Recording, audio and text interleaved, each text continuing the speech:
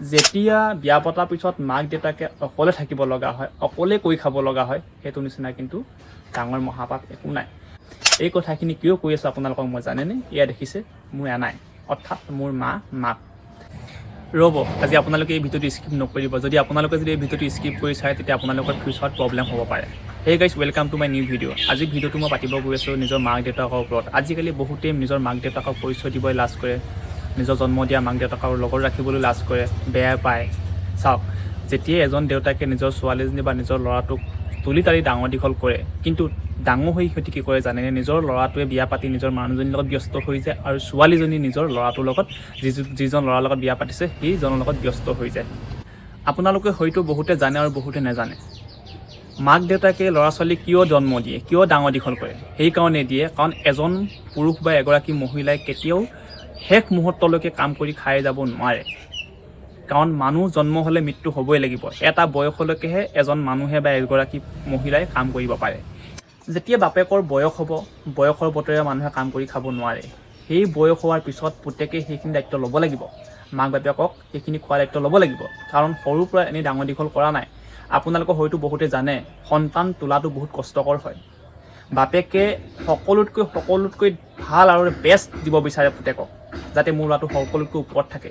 সেইখিনি চিন্তা কৰি বাপেকে সৰুৰ পৰা ডাঙৰ দীঘল কৰে সন্তানক। মোৰ যিখিনি অভিজ্ঞতা ফালৰ পৰা আপোনালোকক কৈছোঁ, বাপেকে সৰুকালতে যি বিচাৰে তাকেই সকলো খুৱাইছ পূৰণ কৰিব বিচাৰে। পুতেকে যিটো বিচাৰে সেইটোৱে দিয়ে। কাৰণ মোৰ ল'ৰাটো যাতে পঢ়ি শুনি ভাল মানুহ হয়, এটা ডাঙৰ মানুহ হয়, যাতে মই ডাঙৰ হৈ মোৰ ল'ৰাটোৰ লগত মই থাকিব পাৰোঁ। বাপেক আৰু মাকৰ এটাই আশা থাকে, যাতে মই মোৰ যেতিয়া বৃদ্ধ বয়সত যাতে মোৰ সন্তানটোৰ লগত মই থাকিব পাৰোঁ আৰু মোৰ বোৱাৰীজনীৰ লগত থাকিব পাৰোঁ। কিন্তু বিয়া পতাৰ পিছত ল'ৰাটো সম্পূৰ্ণ চেঞ্জ হৈ যায় পুতেকটো। কিন্তু কিছু ক্ষেত্ৰতহে, সকলো নহয়, মই সকলোকে কোৱা নাই, কিছু ক্ষেত্ৰত বহুত ল'ৰা ছোৱালীক দেখিছোঁ বিয়া নপতাৰ আগত বহুত ভাল হৈ থাকে পুত্ৰবিলাক। বাপেকৰ প্ৰতিটো কথাই আখৰে পালন কৰে, কিন্তু বিয়া পতাৰ পিছত কি হৈ যায় মই নাজানো। বিয়া পতাৰ পিছত 50% ল'ৰা ছোৱালী চেঞ্জ হৈ গুচি যায়। অকল নিজৰ ঘৈণীয়েকৰ কথা শুনে বা নিজৰ প্ৰয়েকৰ কথা শুনে, বাপেক মাকৰ কথা ক'লে না কৰি দিয়ে। সেইটো কাৰণে কৈছোঁ, আপোনালোকে ডেকাৰ কালত যেনেকুৱা আছিলে বিয়া পতাৰ পিছতো সেইটো কাম কৰিব, সেইটো কথা ভাবিব। আৰু বহুতে কৈ থাকে এইটো মোৰ পৰিয়াল। এখন পৰিয়ালত কি থাকিলে এখন পৰিয়াল বুলি ক'ব পাৰি আপোনালোকে জানেনে?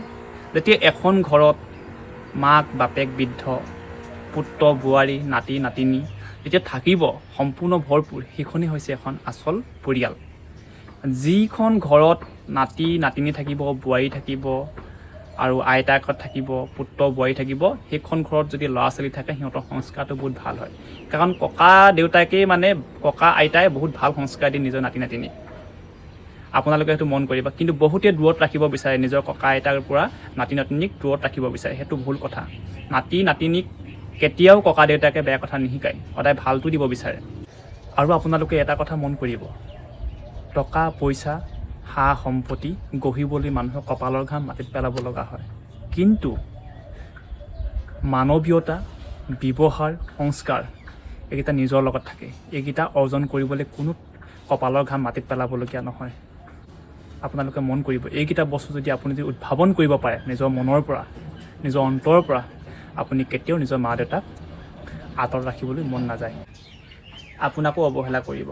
কাৰণ অসমীয়াত এষাৰ কথা আছে, আগৰ গৰু যেনি যায় পিছৰ গৰু তেনি যায়। আপুনি যদি নিজৰ দেউতাক যদি অৱহেলা কৰিছে, নিজৰ দেউতাক যদি আপুনি অপমান কৰিছে, আপোনাকো কৰিব সেইখিনি আপোনাৰ সন্তানে।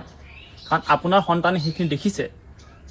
আপোনাৰ বুকুৰ পৰা যদি আপোনাৰ বৃদ্ধ মা দেউতাক যদি দূৰত ৰাখিছে, সেইটোতো দৃশ্য আপোনাৰ নিশ্চয় পুত্ৰই দেখিছে, মোৰ ককা দেউতাক আঁতৰত ৰাখিছে, ময়ো এনেকৈ ৰাখিম, সেইটো বুকুত বান্ধিয়ে ল'লে। সেইকাৰণে কৈছোঁ, আপোনালোকে নিজৰ সন্তানৰ আগত আপোনালোকে এইবিলাক পৰিচয় নিদিব। নিজৰ মা দেউতাক নিজৰ লগত ৰাখিবলৈ চেষ্টা কৰিব। যিমান পাৰে নিজৰ ল'ৰা ছোৱালীৰ আগত নিজৰ ককা দেউতাক, নিজৰ মা দেউতাক কেতিয়াও বেয়া কথা নক'ব। কাৰণ সেইটোৰ পৰা সংস্কাৰ লয়। আপুনি যদি সেইটো বেয়া ব্যৱহাৰ দিয়ে নিজে মা দেউতাক, নিজৰ ককা দেউতাক, কিন্তু সেই ব্যৱহাৰটো আপোনাৰ পুত্ৰই ল'ব, আপোনাকো তেনেকৈ ডাঙৰ হোৱাৰ পিছত সেইখিনি ব্যৱহাৰ কৰিব, তেতিয়া আপোনাৰ একেটাই গতি হ'ব। সেইকাৰণে কৈছোঁ, নিজৰ মাক দেউতাকে বহুত এটা সপোন লৈ পিনি নিজৰ সন্তানক ডাঙৰ দীঘল কৰে, যে ডাঙৰ হৈ পিনি যাতে মোক লগত ৰাখে, মোৰ বোৱাৰীৰ লগত যে থাকে। আৰু আজিৰ যুগত বহুত পুত্ৰ বোৱাৰী দেখিছোঁ, পুত্ৰজন বেলেগত থাকে, বাহিৰত থাকে, বোৱাৰী ঘৰত থাকে আৰু শাহু শহুৰ লগত থাকে। কিন্তু শাহু শহুৰে অকণমান কথা ক'লেই বোৱাৰীজনীয়ে ফোন কৰি পুত্ৰক লগাই দিয়ে, কিন্তু পুত্ৰই ভাবি নাচায় যে পুত্ৰ ইমান বছৰ মাক দেউতাকৰ লগত থাকিলে মাকে সেইখিনি কাম কৰিব পাৰে নে নোৱাৰে, কিন্তু পুত্ৰ অকণো ভাবি নাচায়, চিধা ফোন কৰি পিনি মাক দেউতাকক গালি দিয়ে যে তহঁতি এনেকৈ মোক মানুহজনী কেলৈ গালি পাৰিছ। চাওক, নিজৰ পুত্ৰই যদি নিজৰ মাক দেউতাকক যদি ইমান বছৰ থাকি যদি কথাখিনি গম নাপায় যে মোৰ মায়ে এইটো কাম কেতিয়াও কৰিব নোৱাৰে, কিন্তু যেতিয়া সেই পুত্ৰৰ মানুহজনীয়ে যেতিয়া পুত্ৰলৈ ফোন কৰি দিব এনেকুৱা কৰিছে, কিন্তু পুত্ৰ অকণো ভাবি নাচায় যে মোৰ মায়েতো এইটো কাম কেতিয়াও কৰিব নোৱাৰে, ভাবি নাচায়, কিন্তু চিধা মাক দেউতাকক গালি দি দিয়ে। সেইটো ভুল কথা। বিয়া পতাৰ পিছত নিজৰ মাক দেউতাকৰ আগৰ যিবিলাক কথা সেইবিলাক পাহৰি যাব নালাগে। মাক দেউতাকৰ যেতিয়া ডেকাকাল হৈ থাকে, যেতিয়া ল'ৰা ছোৱালী সৰু হৈ থাকে, মাক দেউতাকৰ এটাই সপোন, মোৰ সন্তানটোক ভাল মানুহ কৰিব লাগে, ভাল চাকৰি দিব লাগে, ডাঙৰ দীঘল কৰিব লাগে, এটা যাতে ডাঙৰ হৈ যাতে মোক ভালকৈ শুশ্ৰূষা কৰে। এটা টাইমলৈকে সেইটো সপোন থাকে মাক বাপেকৰ। যেতিয়া পুত্ৰ ডাঙৰ হৈ যায় তেতিয়া এটা সপোন থাকে, যেতিয়া মোৰ ল'ৰাটোক ছোৱালী এজনী বিয়া পাতি দিব লাগে, বিয়া পতাৰ পিছত মই সিহঁতৰ লগত থাকিম, নাতিনা আমি পালন কৰিম। সেইটো একদম সাংঘাতিক ডাঙৰ এটা সপোন। কিন্তু যেতিয়া বিয়া পতাৰ পিছত মাক দেউতাকে অকলে থাকিব লগা হয়, অকলে কৰি খাব লগা হয়, সেইটো নিচিনা কিন্তু ডাঙৰ মহাপাপ একো নাই। মাক বাপেকৰ সপোনটো সেইদিনাৰ পৰা ভাঙি গুচি যায়, যাতে মোৰ পুত্ৰই বিয়া পতাৰ পিছত আমাৰ মা দেউতাকৰ লগত নাৰাখে। এই কথাখিনি কিয় কৈ আছোঁ আপোনালোকক মই জানেনে? এয়া দেখিছে মোৰ এনাই, অৰ্থাৎ মোৰ মাক 3টা পুত্ৰ আছিল। 3টা পুত্ৰ থকা স্বত্বেও বৃদ্ধ মাক বাপেক এটা দূৰত ঘৰ, এটা চৰকাৰে দিয়া ঘৰত অকলে বাস কৰিব লগা হৈছে। এই বুঢ়া বুঢ়ী হালত ইনকাম কৰা মানুহ কোনো নাই, বুঢ়ীজনীয়ে সদায় হাজিৰা কৰিব লাগে। এতিয়া বুঢ়ীজনী বয়স 75 বছৰ হৈছে, কিন্তু 75 বছৰলৈকে কিন্তু ভগৱানে সুস্থ কৰি ৰাখিছে, নিজে কষ্ট কৰি খাব পৰা হৈছে। মোৰ এটাই দুখ লাগে, এনাই দদৌলে এটাই দুখ লাগে, 75 বছৰ হ'ল, 75 বছৰ হ'ল, 75 বছৰ দিন এটা দিন নাই হাজিৰা নকৰাকৈ নোখোৱা। 3টা ল'ৰা ছোৱালী ডাঙৰ দীঘল কৰিলে যদি বেলেগ হৈ গুচি গ'ল, কিন্তু আজি পৰ্যন্ত এই বৃদ্ধ মা দেউতাকে হাজিৰা কৰি শেষ কৰিছে নিজৰ জীৱন। এই মোৰ এনাই আজি 15-20 দিন হৈছে ঢুকুৱা, শেষ মুহূৰ্তলৈকে হাজিৰা কৰি খাই জীৱন যাপন কৰি গৈছে। এয়া হৈছে জীৱনৰ সংগ্ৰাম।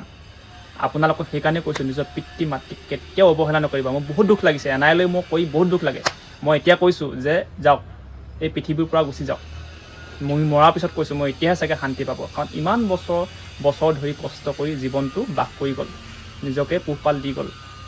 আজি শেষ মুহূৰ্তলৈকে হাজিৰা কৰি খাই আজি গুচি গৈছে পৃথিৱীৰ পৰা। এনাই, তোৰ আত্মাই সদগতি পাওক, আৰু তই বহুত কষ্ট কৰি গ'লি, আৰু য'তে আছে তাত সুকুশলে থাক, অলপ শান্তিত থাক। আজি এইখিনিকে কৈ মই ভিডিঅ'টো সামৰণি মাৰিছোঁ, আৰু আপোনালোকে এই কথাখিনি মনোযোগ দিব, নিজৰ পিতৃ মাতৃক কেতিয়াও অৱহেলা নকৰিব। ধন্যবাদ।